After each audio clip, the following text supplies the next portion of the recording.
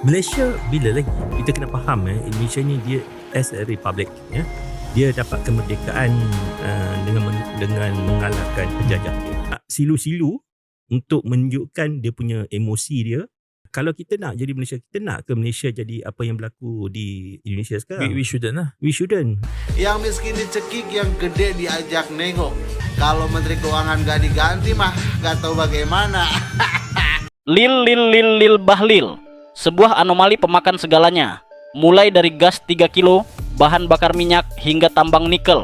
Yang terbaru, anomali ini melakukan monopoli dagang dengan membatasi kuota impor BBM ke SPBU swasta. Why? Ini bermula dari masyarakat yang udah trust issue sama Pertamina gara-gara kasus oplosan kemarin. Akhirnya, banyak masyarakat yang pindah server ke SPBU swasta. Alih-alih fokus memperbaiki kualitas, pemerintah malah fokus matiin rejeki orang lain dengan membuat peraturan sendiri. SPBU swasta dibatasi hanya boleh impor setahun sekali. Kalau stoknya habis, ya wajib beli dari Pertamina, dan itu pun masih dipersulit, jadi stoknya sering kosong. Gayanya persaingan sehat, padahal aslinya dibikin megap-megap. Bangsat! Akibatnya, banyak SPBU swasta yang berhenti beroperasi. Karyawan-karyawan juga pada was-was dirumahkan. Bahkan, mereka pun ada yang terpaksa berjualan es kopi literan di pinggir jalan agar tetap bisa bertahan.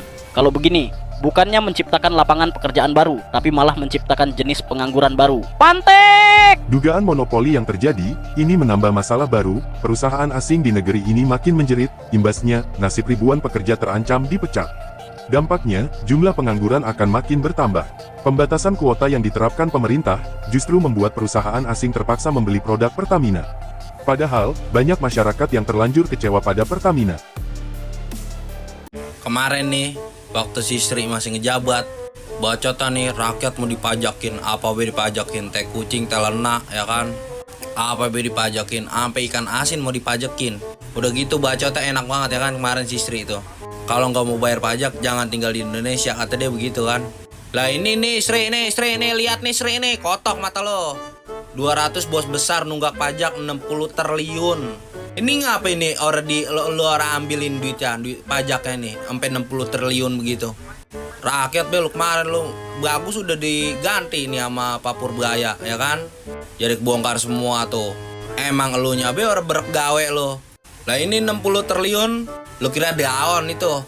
Bos besar lagi tuh ya kan nunggak pajak. Sekarang siapa yang malu nih? Yang harusnya malu tuh yang bos-bos yang nunggak pajak ini, yang nunggak pajak sampai 60 triliun. Untung diganti ya kan. Coba kemarin masih si Nen Lampir. Kagak tahu dah gimana jadinya ya kan. Bisa-bisa ikan asin juga udah sah dipajakin. Makanya kemarin gua kasih saran Sri, jangan ikan asin doang ya kan. Bol juga tuh lu pajekin. Soalnya kan bol asin ya kan. Kalau orang percaya lu coba lu jalan nih ya kan tengah hari bentet. Setengah jam dah lu jalan, terus abis itu lu rogoh ciuk lu cium dah asin baunya bener. Gregetan gua. Ini bisa kebongkar ini begini nih. Kan resep ini begini jadinya. Kan rakyat mau digencetin. Bagus Pak, untung udah diganti. Makanya gue senang banget begini nih ngeliatnya nih. Udah Pak, jangan takut. Kalau kerja bener mah rakyat gue pada belain. Orang kayak si Sri kemarin. Oh pokoknya ontong takut dah. Mau sampai kapan gue dibelain sama rakyat kalau kerjanya bener mah. Oke Pak, madet banget lo. Lucu ya, rakyat telat bayar pajak dikit aja langsung diancam, dipaksa. Bahkan dulu Sri Mulyani pernah bilang, kalau nggak mau bayar pajak, ya jangan tinggal di Indonesia. Tapi sekarang ada perusahaan besar yang nunggak pajak sampai 60 triliun rupiah. Bukan miliaran, triliunan bos. Dan baru sekarang ributnya. Itu pun karena Pak Purbaya. Kalau Menteri Keuangan gak diganti mah gak tahu bagaimana. Rakyat kecil telat bayar motor aja bisa diuber debt collector. Ini yang 60 triliun rupiah malah drama seminggu baru dipaksa bayar. Ironi kan? Yang miskin dicekik, yang gede diajak nego. Jadi siapa sebenarnya yang harus malu tinggal di Indonesia? Rakyat kecil yang telat bayar atau yang ngemplang pajak 60 triliun rupiah itu? Rupanya, gemparnya banyak kejadian di Indonesia, ini menarik minat orang Malaysia. Dia secara belak-belakan membahas tentang kejadian yang terjadi di negara kita tercinta ini. Indonesia nak buat satu langkah di mana diorang nak rakyat dan juga perniagaan diorang simpan banyak-banyak US dollar dalam negara tau. Jom kita tengok apa maksud langkah ni, kenapa diorang buat dan apa kelemahan yang ada dekat sini. So bila dia nak kumpul mata wang US dollar banyak-banyak dalam pasaran domestik ni, maksudnya basically dia nak kumpul foreign reserve lah. Dan bila banyak US dollar kekal dalam sistem kewangan domestik, Bank Indonesia ataupun Bank Pusat, dia orang lebih senang nak kawal kestabilan rupiah dan elakkan kejatuhan kalau tiba-tiba ada aliran keluar besar-besaran. Sebab kita tahu tahun 2025 ni bukan satu tahun yang bagus untuk rupiah. Dia punya nilai dia kejap naik dan juga kejap turun. So kalau kita tengok macam mana dia nak buat benda ni, dia kata nak perkenalkan satu skim yang akan ikut market based scheme. So maksudnya pentadbiran Indonesia ni dia bukan paksa tau, tapi dia lebih kepada memancing melalui insentif. Boleh jadi dia akan bagi interest rates ataupun kadar faedah yang lebih tinggi untuk simpan US dollar, ataupun dia akan kurangkan cukai ke atas keuntungan simpanan dolar. Okey, contohnya macam ginilah. Katakan ada satu syarikat ekspor tekstil dapat 10 juta USD.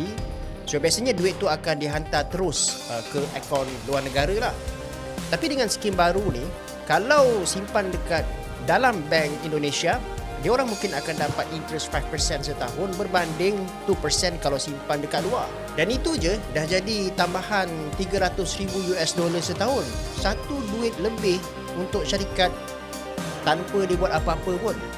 Kalau banyak syarikat ikut, katakanlah 5 bilion US dollar kekal dalam negara, reserve Indonesia boleh melompat naik dan rupiah mungkin akan jadi lebih kukuh. Walaupun US dollar itu dia duduk dekat bank-bank komersial, bank pusat ataupun Bank Indonesia ni, dia orang tetap boleh capai duit tu kalau dia orang nak lah. Cara dia, bank-bank tu kena letak sebahagian US dollar sebagai reserve dekat Bank Indonesia. Lepas tu ada juga mekanisme contohnya macam swap ataupun repo, yang mana Bank Indonesia boleh tukar rupiah dengan US dollar, bank itu untuk sementara. Tapi kelemahan yang saya nampak dekat sini adalah kerajaan Indonesia lepas ni kena tanggung kos insentif yang tinggi, iaitu kadar faedah tinggi, dan ini bukan datang secara percuma. Dan kedua, kalau keyakinan pada rupiah jatuh, orang tetap akan simpan pilih duit luar iaitu US dollar walaupun ada insentif. Ada juga yang komen, baguslah orang Indonesia ni bila dia marah kat kerajaan, dia betul-betul tunjuk dia marah. Malaysia bila lagi?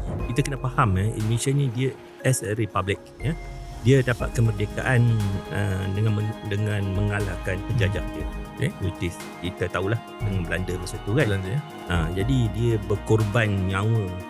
Dia halau Dia halau Belanda tu, dia dapat kemerdekaan 1945 lepas perang kan. Jadi dia punya spirit tu lain sikit, and dia dah biasa dengan cara-cara yang kita lihat sekarang ni lah.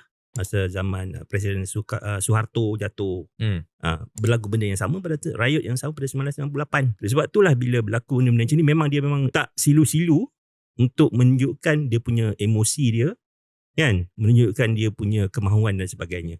Tapi kenapa ada orang yang masih minta benda macam ini berlaku di Malaysia? Kalau kita nak jadi Malaysia, kita nak ke Malaysia jadi apa yang berlaku di Indonesia sekarang? We shouldn't lah. We shouldn't. Dengan hancurnya kedai, kena looting, orang tak nak datang, dengan turis ramai sekarang, kita dapat kemakmuran dan sebagainya. Kenapa kita nak jadikan benda negatif dan bikinkan perpecahan? Ini yang kita nak elakkan benda-benda yang berlaku. Kalau boleh, kita bergaduh online je kot. Janganlah bergaduh sampai kat luar kan. Sampai physically mencederakan dan sebagainya, menyebabkan korban jiwa dan sebagainya. Saya tak nak kes-kes macam Zara dan sebagainya. Dia dah jadi satu sampai ke Selatan Thai. Kan, sampai satu Malaysia, sampai satu dunia. Jadi itulah antara isu-isu bila orang Malaysia, dia mencari satu point, tapi dia tak sampailah ke tahap seperti di Indonesia tu sendiri. Indonesia ni kita tak faham. Saya sendiri pun tak faham betapa complicatednya dia punya society atau masyarakat dia sendiri. Kalau kalian suka, jangan lupa dukung channel ini dengan like, komen dan subscribe. Semoga informasi ini bermanfaat dan terima kasih.